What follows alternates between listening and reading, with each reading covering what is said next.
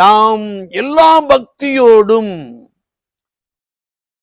அநேகருக்காய் வேண்டுதல் செய்ய வேண்டும் என்று வசனம் மிக ஆழமாக கற்றுக் கொடுக்கிறது. நம்முடைய ஜெபங்களை எல்லாம் பார்க்கின்ற பொழுது நம்மை சுற்றியே காணப்படும் வேண்டும் டும் டும் டும் என்கிற ஜெபத்தை நாம் செய்து கொண்டே இருக்கிறோம்.